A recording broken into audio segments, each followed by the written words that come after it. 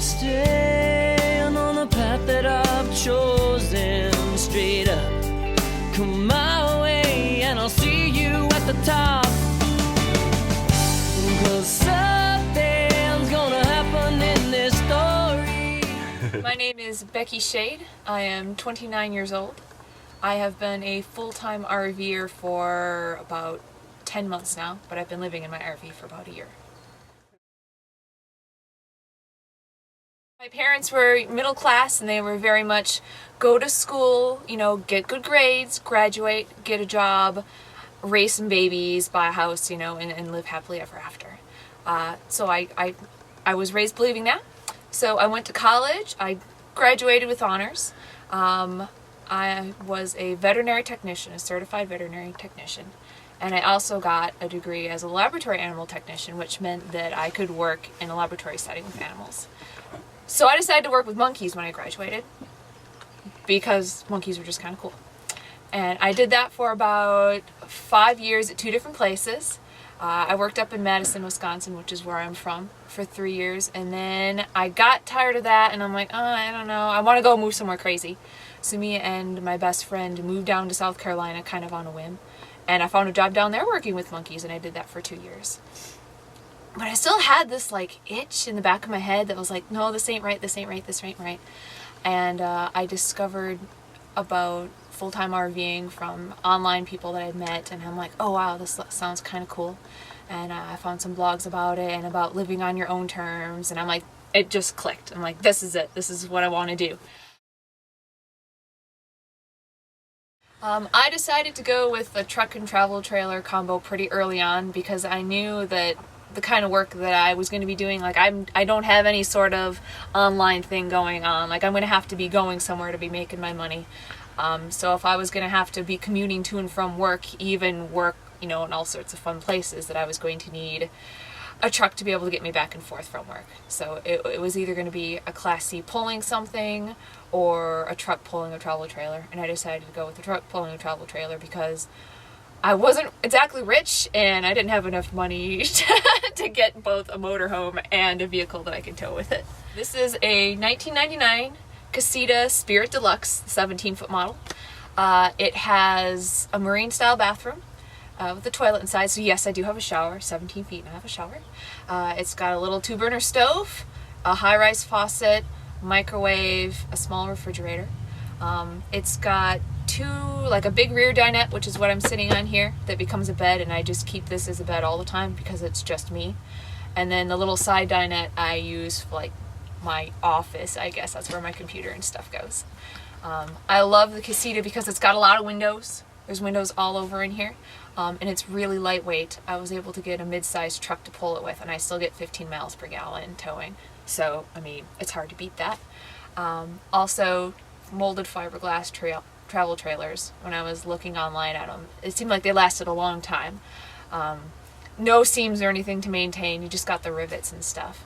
So I was really excited by that. I kind of accosted this poor couple at the state park near where I live because they had one and I had only seen them in pictures, and I'm like, can I please see inside your travel trailer? And they're like, okay. You could tell they were used to people asking them. So they let me in, and I knew the moment I saw that was what I wanted to get. I make my money exclusively right now by taking seasonal jobs at places. I use this website, coolworks.com, and they list all these like fun jobs in odd places kind of things. And I've always been one of those like natural get outside and do stuff people, and I wanted to go out, you know, and see the country. And I'm not rich, so I couldn't do it. You know, I can't just like save up my money and go. So I ended up contacting, you know, these different places and doing interviews and stuff. Right now I'm at Badlands National Park. That's where this is being filmed. And I applied for this job back in March, and I did a couple other places too. Lake Powell in Utah and Yellowstone National Park. And basically I just sent in applications and they got back to me, and it was like a phone interview kind of process. And then all 3 of them offered me a job. There were a couple others that I never heard back from. But I mean, 3 of them called back and they're like, yeah, I want you. And I'm like, sweet choices. And I ended up going with the Badlands because the money was going to be the best here. But I mean, next year I'm probably going to try somewhere different, because that's why I love doing this, is because I want to get out and see stuff. And this lets me do it. When I started like actually full-time traveling last fall, I did Amazon in Coffeyville, Kansas. That was like my first gig. And a lot of people hear about Amazon. I've actually got quite a bit of information about it on my blog, interstellarorchard.com. And the reason why so many people hear about it is because you actually that's pretty much the best paying gig out there. They hire RVers. They don't have cabins or anything. So, I mean, all the people that they hire in from out of town, I guess, are pretty much RVers.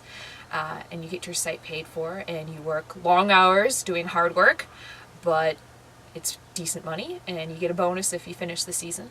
So that started in October, and that goes through just before Christmas. I did that last fall. I made it, and I'm one of those people who actually liked it. I mean, it's not for everybody because it is a lot of hard work, but I'm going to be going back there this fall once this gets done. A lot of people, like a lot of women especially, think that solo RVing is going to be hard because they're afraid about driving the rig on their own, or that it's going to be too hard to, you know, hook up the RV and everything on your own. But it's really not all that bad. I guess it depends on the size of rig you have. But I bought a fancy hitch for mine to make it a little easier for me to hook up, and I feel a lot safer with it on that fancier hitch. I just give myself enough time to go slow and make sure I do it right, since there's not two people to be helping with getting everything hooked up and ready to travel. It takes me a little longer, but that's okay. I just take my time and I do it right. Safety is another big thing that women think about. A lot of it is using just your common sense. Like if you pull into somewhere and like a campground and you're the only person there and it doesn't look very good, I mean, if your stomach's telling you this doesn't feel right, then just don't stay. I mean, your house has wheels, so you can travel to, you just keep going until you find some place that's, you know, a better fit that doesn't feel sketchy, I guess. I have mace on me, although some people say you can use, you know, bug spray or stuff like that too. And some people carry firearms. That's like a very personal issue, so I'm not going to really go into that too much. But I mean, if that's going to make you feel more comfortable, just make sure you get the permits and stuff to be able to do it legally, so that you don't get in trouble on the road. But yeah, I guess another big concern if you're going to be a solo RVer, male or female, is loneliness, or having people to talk to. And at Amazon, that was kind of difficult for me because we were all so busy doing the work that we didn't really have a whole lot of time or energy after work to enjoy our, like to actually get together and, you know, do stuff like that with each other. But here in the Badlands, I found that it's a lot easier to connect with people. I'm an introvert. I don't make friends really easily, but if I just step out, you know, I take a step outside of my comfort zone and say hi to people and kind of tell them a little bit about me, I find that usually they're like, whoa, that's kind of interesting, and then you learn more about their story and they learn more about yours. And I've made a lot of friends doing this. Like, I have a lot more friends now than I did before I started RVing, so that way it's been great because it's kind of forced me out of my shell a little, I guess. I am not, like, you do not have to be a very, like, mechanically minded person to make RVing work. RVs are very complicated, but if you keep a level head on your shoulders when something goes wrong, and something is inevitably going to go wrong. Like, if you go RVing, something's going to go wrong. You just got to kind of accept it and roll with it.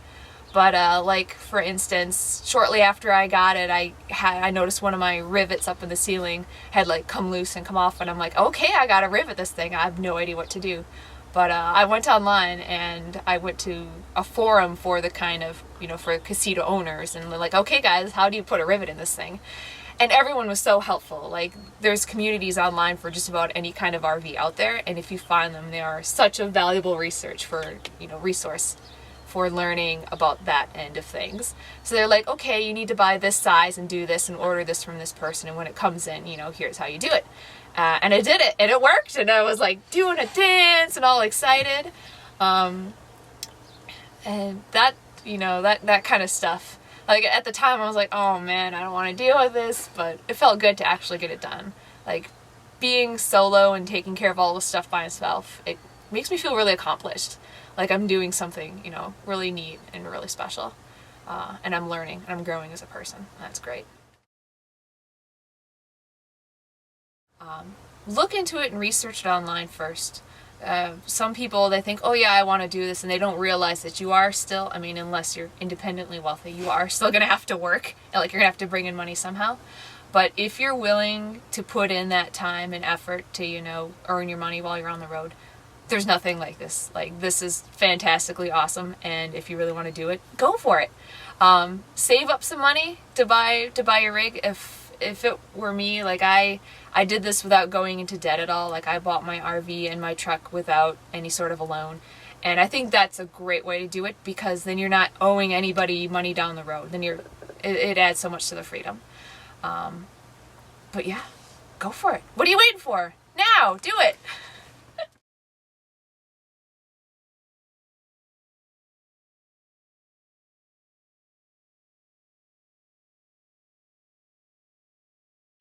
Like the rising of the sun, straight up flying through the troubles laid before me. Can't you feel it coming?